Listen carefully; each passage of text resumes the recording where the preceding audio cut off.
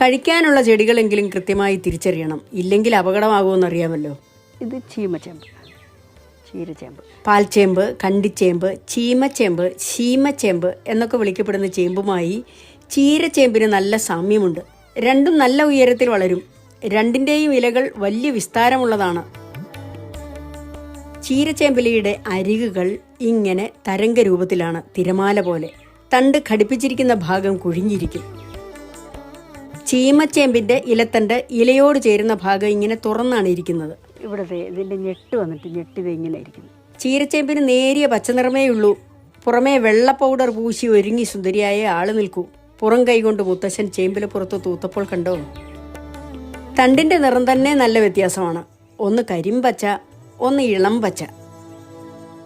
തണ്ടിൻ്റെ ഉൾഭാഗം പൊള്ളത്തരം കൊണ്ട് നിറഞ്ഞിരിക്കുകയാണ്. ചീമച്ചേമ്പിന് നേരിയ പൊള്ളത്തരമേ ഉള്ളൂ. ഇങ്ങനെ